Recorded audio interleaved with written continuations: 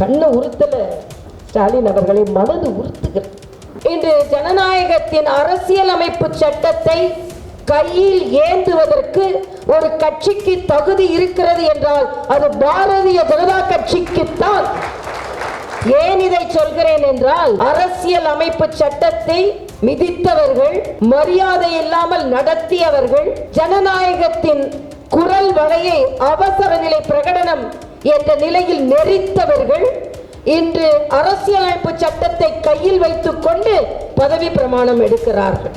எந்த தினத்தில் அரசியலமைப்பு சட்டத்தின் கழுத்தை நெறித்தார்களோ அந்த அரசியலமைப்பு சட்டத்தை கையில் வைத்துக் கொண்டு, ஏனென்றால் இவர்கள் கையில் வைத்து காண்பித்தால் தான் இவர்கள் மரியாதை செய்கிறார்கள் என்று தெரியும். ஏனென்றால் நமக்கெல்லாம் மனதில் இருக்கிறது. அதனால் தான் பாரத பிரதமர் சொன்னார், எனது புனித நூல் எது என்றால் அது அரசியலமைப்பு சட்டம் என்று சொன்னார். ஏன் காங்கிரஸில் சேர வேண்டும் என்றால், காங்கிரசின் கருப்பு தினத்தை ரணமாக தாங்கிய வாழ்க்கையை வாழ்ந்தவள் நான். சிறு குழந்தையாக இருக்கும், பள்ளி மாணவியாக இருக்கும் பொழுது. அனைவருக்கும் முதற்கண் என் வணக்கத்தை தெரிவித்துக் கொண்டு, இன்று பாரதிய ஜனதா கட்சியின்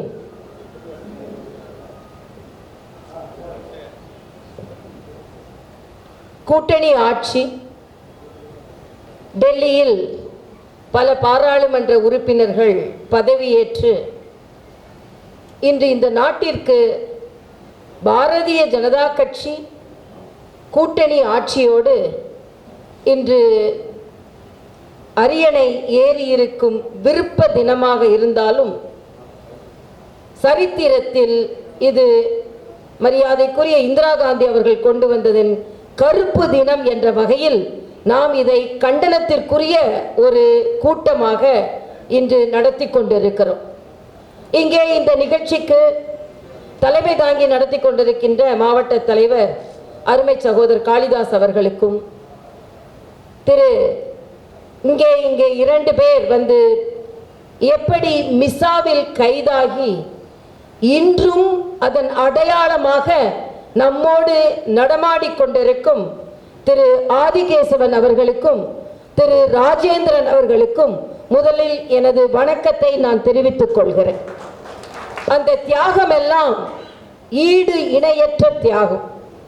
ஏற்கனவே நான் சொல்வேன், சர்க்கரையில் ஒவ்வொரு கல்லாக எடுத்து இதில் வாயில் இட்டு இனிப்பு இனிப்பு என்று சொல்ல தேவையில்லை. பாரதிய ஜனதா கட்சி தொண்டர்கள் என்றாலே நல்லவர்கள், வல்லவர்கள் என்று இந்த உலகிற்கு காண்பித்துக் கொண்டிருக்கும் எனது அருமை பாரதிய ஜனதா கட்சி தொண்டர்கள் அத்தனை பேருக்கும் எனது அடிபணிந்த வணக்கம். இன்று கருப்பு தினம். இங்கே ஏற்கனவே ஜெயராமன் அவர்கள் குறிப்பிட்டதை போல, அதை சொல்லணும்னா ஜெயராமன் ஸ்பெஷலா வச்சிருந்தேன், வேற ஒன்றும் இல்லை. ஜெயராமன் அவர்கள் குறிப்பிட்டதை போல நாமெல்லாம் ஒரு ஜனநாயகத்திற்காக எதிர்த்து குரல் கொடுத்தவர்கள். இன்று ஜனநாயகத்தின் அரசியலமைப்பு சட்டத்தை கையில் ஏந்துவதற்கு ஒரு கட்சிக்கு தகுதி இருக்கிறது என்றால் அது பாரதிய ஜனதா கட்சிக்குத்தான். ஏன் இதை சொல்கிறேன் என்றால், அரசியல் அமைப்பு சட்டத்தை மிதித்தவர்கள், மரியாதை இல்லாமல் நடத்தியவர்கள், ஜனநாயகத்தின் குரல் வளையை அவசர நிலை பிரகடனம் என்ற நிலையில் நெறித்தவர்கள் இன்று அரசியலமைப்பு சட்டத்தை கையில் வைத்துக் கொண்டு பதவி பிரமாணம் எடுக்கிறார்கள். இது வேடிக்கை.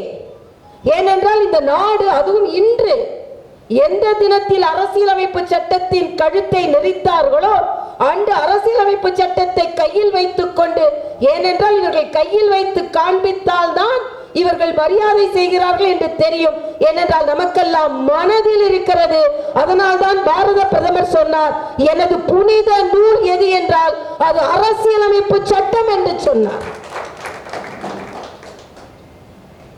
ஆக அரசியலமைப்பு சட்டத்தை மதிக்காமல் ஜனநாயகத்தின் குரல் வளையை நெறித்துவிட்டு இன்று அரசியலமைப்பு சட்டத்தை கையில் வைத்துக் கொண்டு சோனியா காந்தி முதற்கொண்டு பாராளுமன்றத்தின் வெளியே நின்று போராடுவதுதான் வேடிக்கையிலும் வேடிக்கை.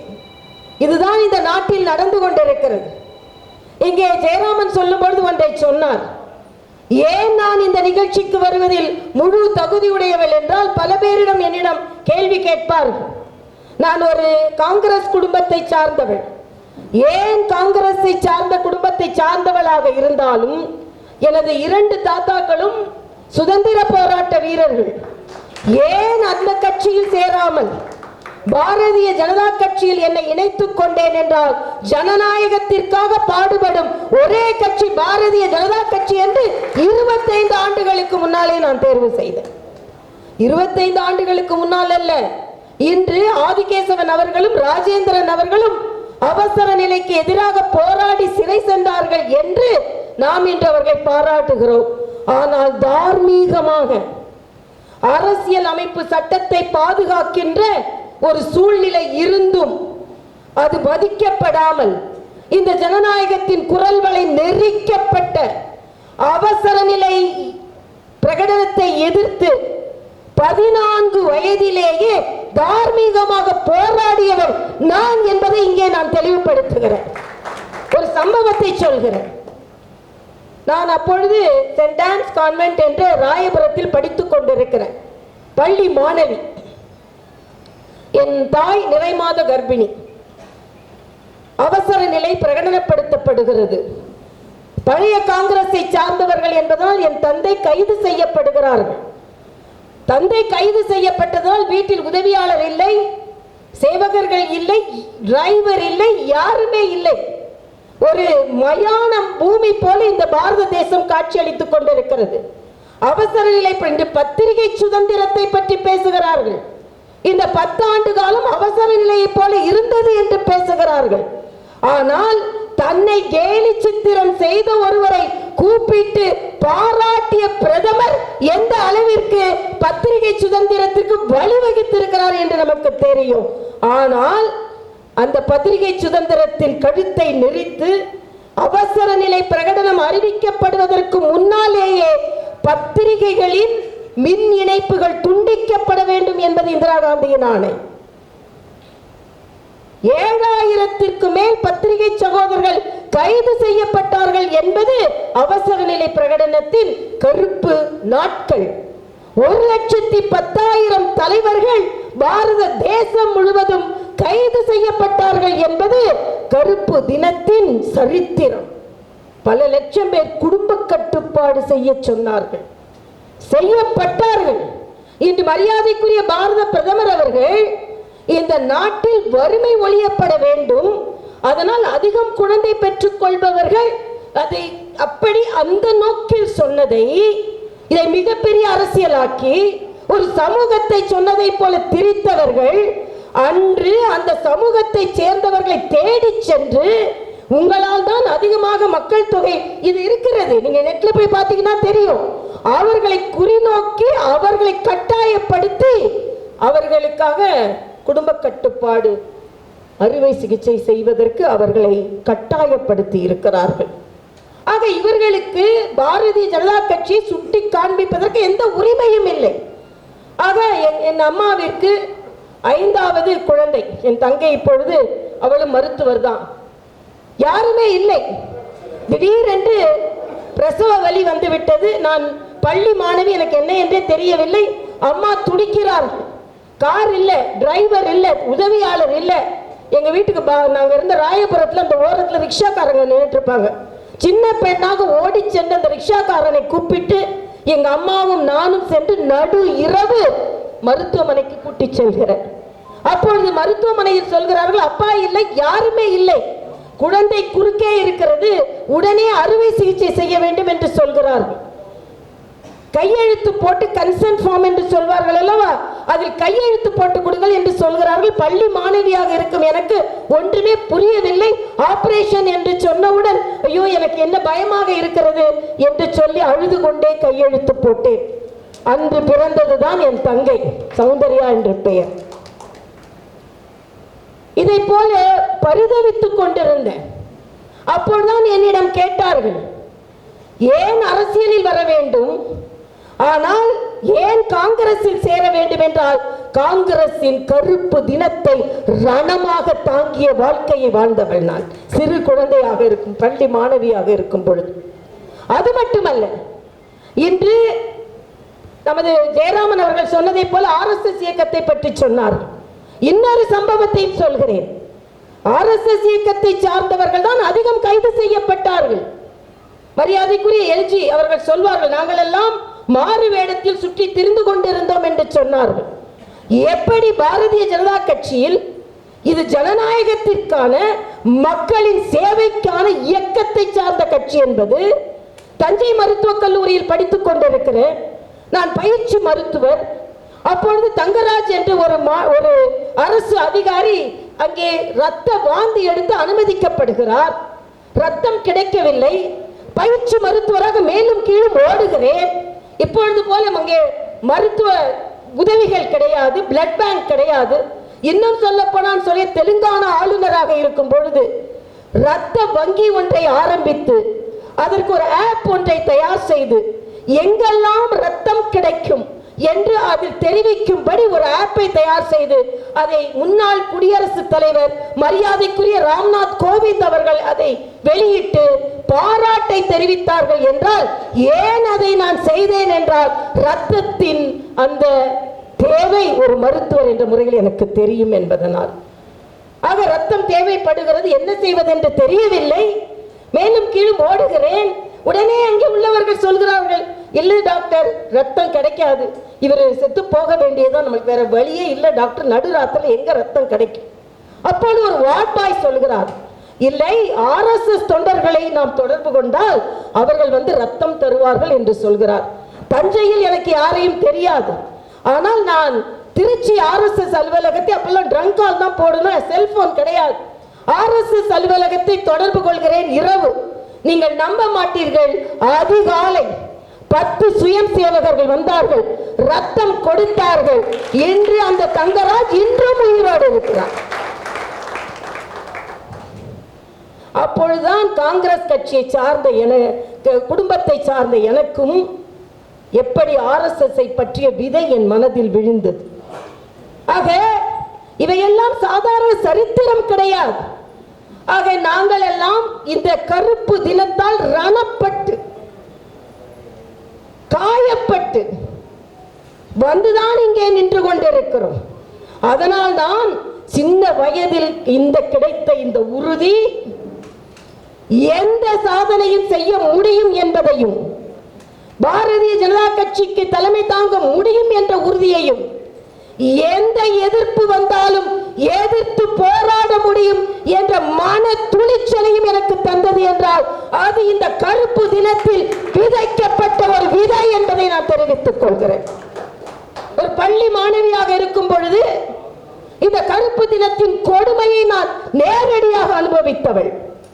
அந்த நேரடியாக அனுபவித்தவள் என்ற வகையில் காங்கிரசிற்கு அரசியலமைப்பு சட்டத்தை கையில் ஏந்துவதற்கோ, அரசியலமைப்பு சட்டத்தை பற்றி பேசுவதற்கோ, ஜனநாயகத்தை பற்றி பேசுவதற்கோ எந்த தார்மீக உரிமையும் கிடையாது என்பதை தெளிவாக இங்கே நாங்கள் சொல்லிக் கொள்கிறோம். யார் யாரை பற்றி பேசுவது? இந்திரா காந்தி அவர்கள் அரசியலமைப்பு சட்டத்தை மதிக்காமல் தனது என்று சொல்கிறார்கள், அரசியலமைப்பு சட்டத்தை மாற்றிவிடப் போகிறோமா? இவர்கள் ஆட்சியில் எத்தனை முறை மாற்றினார்கள்? நூற்றுக்கணக்கான முறை இந்த ஆட்சிகள் கலைக்கப்பட்டது. இன்னும் சொல்ல போனால் திராவிட முன்னேற்ற கழகத்திற்கு கொஞ்சம் கூட வெட்கமே கிடையாது. யாரால் அவர்கள் ஆட்சி கலைக்கப்பட்டது? எந்த கட்சி மத்தியில் ஆண்டு கொண்டிருக்கும் பொழுது திராவிட முன்னேற்ற கழகத்தின் ஆட்சியை கலைத்தார்களோ அவர்களோடு இன்று கூடி குலாவிக் கொண்டு கூட்டணி என்று சொல்லிக் கொண்டிருக்கிறார்கள். ஆக உங்களை ஒழித்தவர்களையே கூட நீங்கள் வைத்திருக்கிறீர்கள், அதுதான் உண்மை. ஓட்டுக்காக எதை வேண்டுமானாலும் செய்வார்கள். ஏன்னா ஓட்டுக்காக இன்னைக்கு சொல்றாங்க, நமக்கு கள்ளக்குறிச்சியை நினைத்தால் கண்களில் கண்ணீர் வருகிறது. ஆனா கள்ளக்குறிச்சியை பற்றி பேசும்போது கூட ஒரு திமுக அமைச்சர் சொல்கிறார், கள்ளு வித்தாலும் பரவாயில்ல, எங்களுக்கு கள்ளச்சாரையை விற்கிறத பத்தி எங்களுக்கு கவலை இல்லை, விக்கிரவாண்டியில நாங்க ஜெயிச்சிருவோம், இதான் உங்களுக்கு கணக்கு. 40 அதுக்கப்புறம் 200. ஆனா மக்களை பற்றி கவலைப்படுவது கிடையாது. இன்னைக்கு ஸ்டாலின் சொல்றார், கருப்பு தினம் என்று அவர்கள் தான் இன்று அதை முன்னின்று நடத்தி இருக்க வேண்டும். ஏனென்றால் இன்றைய முதலமைச்சரும் மிஸ்ஸாவில் கைதாகி கொடுமைப்படுத்தப்பட்டவர் தான். ஆனா ஓட்டுக்காக அதையெல்லாம் அவர்கள் மறந்து விடுவார்கள், அதை பற்றி கவலைப்பட மாட்டார்கள். ஏனென்றால் அது மட்டுமல்ல, இந்த அரசியலமைப்பு சட்டத்தை எந்த அளவிற்கு உதாசீனப்படுத்துகிறார்கள் என்றால், இன்று திராவிட முன்னேற்ற கழகத்தை சார்ந்தவர்கள் பதவி ஏற்கும் பொழுது நடத்திய கூத்தை நீங்கள் பார்க்க வேண்டும். பதவி ஏற்பதற்கு என்று ஒரு நடைமுறை இருக்கிறது. அந்த நடைமுறை இன்று வட இந்திய எம்பிக்கள் எல்லாம், இந்த பாரத தேசத்தின் எம்பிக்கள் எல்லாம், நமது தமிழக மக்கள் என்று தமிழக மக்கள் இவர்கள் எல்லாம் தமிழ் மொழியை, தமிழகத்தை உயர்த்துவார்கள் என்பதற்காக, தமிழ் மக்களை உயர்த்துவார்கள் என்பதற்காக முழுசியா ஓட்டு அடிச்சாங்க சொல்ல, எப்படியோ ஓட்டு வாங்கினாங்க அவங்க. ஆனா அங்கே போய் தளபதி வாழ்க, முத்துவேல், கருணாநிதி, ஸ்டாலின் வாழ்க, எல்லாத்தோட உதயநிதி வாழ்க.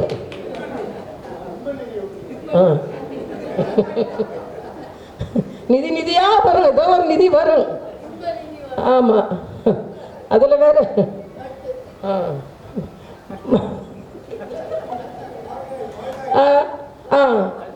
அப்புறம் வாழ்க லைனா அதை சொல்றது. நீங்க சரி, நீங்க ஒரு முதலமைச்சரை சொல்றீங்க, கருணாநிதியை சொல்றீங்க, உதயநிதி அவர் ஒரு எந்த விதத்துல ஒரு பாராளுமன்றத்தில் யார் மீது நீங்கள் உறுதிமொழி எடுக்க வேண்டும் என்றால், ஒன்று உளவுபூர்வமாக உறுதி எடுக்க வேண்டும், கடவுள் சார்பாக உறுதிமொழி எடுக்க வேண்டும். இவங்களோட பட்டியல் நீண்டு கொண்டே போகிறது. அண்ணால் ஆரம்பிச்சு அதுக்கப்புறம் கருணாநிதி, அதுக்கப்புறம் தளபதி, அதுக்கப்புறம் பெரியார், என்னப்பா, ஆமா ஆமா, எல்லா பேரும் வரும். தமிழ் மக்களை தவிர எல்லாத்தையும் வரும், எல்லாத்தரும் தமிழை ஓட்டளித்த தமிழ் மக்களை தவிர. ஆக உதயநிதி பேரை அங்க சொல்றதும், எல்லாத்த விட தயாநிதி மாறன் நீட் வேண்டாம், இதெல்லாம் அரசியல் மேடையா? ஆக தமிழகத்தின் பெருமையை சொல்லுகின்ற செங்கோலை கொண்டு நமது பாரத பிரதமர் தமிழகத்திற்கு பெருமை சேர்த்தார். ஆனால் இங்கு சென்ற பாராளுமன்ற உறுப்பினர்கள் சொல்லாததை எல்லாம் சொல்லி தமிழகத்திற்கு தலைக்குறிவை, ஒரு வரைமுறை இருக்கணும்ல. ஒரு பதவியேற்பு என்றால் அதற்கு ஒரு புனிதத்தன்மை இருக்கிறது. இவர்களின் ஆதரவு, ஐயோ அவர் பேரை சொல்லலைன்னா நமக்கு அடுத்து வாய்ப்பு கிடைக்காது, உதயநிதியை சொல்லலைன்னா நாம அவ்வளவுதான், ஆக நம்ம சொல்லி வைப்போம், எல்லா பேரையும் சொல்லி வைப்போம் அப்படின்னு ஒரு அரசியலமைப்பு சட்டத்தை, ஒரு பதவி ஏற்பை பரிகசிக்கக்கூடிய இலக்காரமாக எடுத்துக்கொண்ட ஒரு திராவிட முன்னேற்ற கழகத்தை நாம் பார்த்து கொண்டிருக்கிறோம். இவையெல்லாம் மக்கள் உணர வேண்டும். இன்னும் சொல்ல போனால், கள்ளக்குறிச்சி போன்ற இடங்களில் மக்களை பற்றி கொஞ்சம் கூட கவலைப்படாமல், இன்னைக்கு முதலமைச்சர் சொல்கிறார், நாங்க கலெக்டர் சஸ்பெண்ட் பண்ணிட்டோம், கலெக்டர் டிரான்ஸ்பர் பண்ணிட்டோம், எஸ்பியை சஸ்பெண்ட் பண்ணிட்டோம், பக்கத்தில் இருந்த அதை மறைத்த திராவிட முன்னேற்ற கழக சட்டமன்ற உறுப்பினர் மீது என்ன நடவடிக்கை எடுத்தீர்கள்? சிபிஐ வேணாம், சிபிஐ வேணாம். ஏன் வேண்டாம்? சிபிஐ கொண்டு வந்தால் உங்களின் தண்டவாளம் ஏறிவிடும் என்பதால் நீங்கள் பயப்படுகிறீர்கள். மடியில கனம் இல்லை, உண்மையான குற்றவாளிகள் கண்டுபிடிக்கப்பட வேண்டும். அப்படி என்றால் ஏன் சிபிஐ வேண்டாம்? ஆக எந்த சட்டத்திற்குள்ளும் இவர்கள் வரமாட்டார்கள், எல்லா சட்டத்திற்கும் புறம்பாகத்தான் இவர்கள் நடப்பார்கள். ஆக சொல்கிறார், 40 வாங்கிட்டு கண்ணை உறுத்துதான். கண்ணை உறுத்தல ஸ்டாலின் அவர்களை மனது உறுத்துகிறது. இங்கே ஒரு மோசமான ஆட்சி நடைபெற்றுக் கொண்டிருக்கிறது. சாராயம், கள்ளச்சாராயம் ஒரு பிரச்சனை இல்லையா உங்களுக்கு? கள்ளச்சாராயம் உங்களுக்கு ஒரு பிரச்சனையே இல்லையா? அங்கே உயிர்கள் செத்து மடிந்து கொண்டிருக்கிறது உங்களுக்கு பிரச்சனையே இல்லையா? அது அங்கே விற்றவர்கள் எல்லாம் வெளியே 50 ஆண்டு காலமாக சுற்றி திரிந்து கொண்டிருக்கிறார்கள், உங்களுக்கு பிரச்சனையே இல்லையா? குழந்தைகள் தாய் தந்தரை இழந்து, எனக்கு மிகுந்த வேதனை என்ன என்றால் விற்றவர்களிலும் பெண்கள் கைது செய்யப்பட்டு இருக்கிறார்கள், உயிர் இருந்தவர்களிலும் பெண்கள் இருக்கிறார்கள். அப்படி என்றால் ஹியூமன் வேல்யூ அங்க என்னாச்சு? அங்க வாழ்வியல் என்ன விதத்தில் இருக்கிறது? பெண்களும் இப்படிப்பட்ட கொடுமையில் அவர்கள் ஈடுபட தூண்டப்படுகிறார்கள் என்றால் என்ன வாழ்க்கை அங்கே நடந்து கொண்டிருக்கிறது? ஆக உங்களுக்கு இங்கே ஆட்சி நடத்துவதற்கு தார்மீக உரிமை இல்லை என்பதைத்தான் நான் தெளிவாக சொல்ல இயலும். ஒரு இடத்தில் ஒரு கொலை நடந்து கொண்டிருக்கிறது, இவர்கள் எக்காலமிட்டுக் கொண்டிருக்கிறார்கள் வெற்றியை. யார் மனதிலாவது ஒரு வருத்தம் இருக்கிறதா? யார் மனதிலாவது ஒரு சோகம் இருக்கிறதா? இதுல வேற வருத்தத்தையும் மீறி ஸ்டாலின் சிரிச்சாராம். வருத்தத்தில் இருக்காராம் ரொம்ப, ஆனா வருத்தத்தையும் மீறி கவலையும் மீறி சிரித்தார். அப்படி ஐயோ எவ்வளவு கவலையில் இருந்தாரு, எவ்வளவு மீறி சிரிச்சாரு, இதெல்லாம் என்னங்க இது? ஆக எப்படிப்பட்ட ஒரு சூழ்நிலையில் எல்லாவற்றையும் விட்டு விடுங்கள். இன்னைக்கு எதற்கெடுத்தாலும் கல்லை எறிந்து கொண்டிருக்கும் ராகுல் காந்தி, இவ்வளவு பெரிய துன்பம் நடந்து கொண்டிருக்கிறது, கொடுமை நடந்து கொண்டிருக்கிறது, ஒரு வார்த்தை உங்களிடம் இருந்து வந்ததா? சோனியா காந்தி அவர்கள் ஒரு வார்த்தை உங்களிடம் இருந்து வந்ததா? அதனால்தான் மரியாதைக்குரிய நட்டா அவர்கள், இது திமுகவின் குற்றம் மட்டுமல்ல, உங்கள் இந்தி கூட்டணியின் கொலை குற்றம் என்று கார்கே அவர்களுக்கு கடிதம் எழுதினார்கள் என்றால், நீங்கள் மட்டுமல்ல, திராவிட முன்னேற்ற கழகம் மட்டுமல்ல, அவர்களின் கூட்டணி கட்சிகளும் தலை குனிய வேண்டியது கள்ளக்குறிச்சியை பார்த்து என்பதைத்தான் நட்டாஜி அவர்கள் கடிதம் எழுதியிருக்கிறார். ஆக என்ன ஆட்சி இங்கே நடைபெற்றுக் கொண்டிருக்கிறது? திராவிட மாடல் என்றால் என்ன? திராவிட மாடல் என்றால் கள்ளக்குறிச்சி மாடல் தான் திராவிட மாடல். ஆக அப்படிப்பட்ட ஒரு சூழ்நிலையில் நீங்கள் அரசியலமைப்பு சட்டத்தை கையில் ஏந்தி கொண்டு, எந்த அரசியலமைப்பு சட்டம், இன்னும் சொல்ல போனா இந்த அரசியலமைப்பு சட்டத்தை கிழித்து எறிந்தவர்கள் கருணாநிதி அவர்கள். வழக்காடு மன்றத்துக்கு போன உடனே நாங்க பேப்பர் தான் கிழிச்சோம், அரசியலமைப்பு சட்டத்தெல்லாம் கிழிக்கலன்னு சொன்னவர்கள். அவங்க அதுக்குன்னு ஒரு கருத்து வச்சிருப்பார்கள் அல்லவா? பெரியார் அரசியலமைப்பு சட்டத்தை கையில் எடுத்து அரசியலமைப்பு சட்டத்திற்கான எதிரான போராட்டத்தையே நடத்தினார். கருணாநிதி அவர்கள் மத்தியில் புதிய கல்விக் கொள்கை வந்தவுடன் அந்த கல்விக் கொள்கை எதிர்க்க வேண்டுமே தவிர அரசியலமைப்பு சட்டத்தை பிரித்து கிழித்து அவர்கள் ஆர்ப்பாட்டம் நடத்தினார்கள். ஆக அதை கிழித்தவர்கள் இன்று அரசியலமைப்பு புத்தகத்தை கையில் வைத்துக் கொண்டு நாடகம் ஆடிக்கொண்டிருக்கிறார். ஆக இதை மக்கள் பார்த்து கொண்டுதான் இருக்கிறார்கள். ஸ்டாலின் அவர்களே, 40 கிடைத்து விட்டது என்று எக்காலம் விட வேண்டாம். இன்னும் 2 ஆண்டுகள் உங்கள் ஆட்சி கள்ளக்குறிச்சி ஆட்சிதான், நல்ல ஆட்சி கிடையாது, கள்ளக்குறிச்சி ஆட்சி. ஆக மக்கள் உங்களுக்கு பதில் தருவதற்கு 2026 தயாராக இருக்கிறார்கள் என்பதை புரிந்து கொள்ளுங்கள். இதே மாதிரி 40க்கு 40 வரலாம், நீங்க 200க்கு 200 என்று இப்பொழுதே சிந்திக்க ஆரம்பித்திருக்கிறார்கள். இல்லை, நிச்சயமாக இல்லை.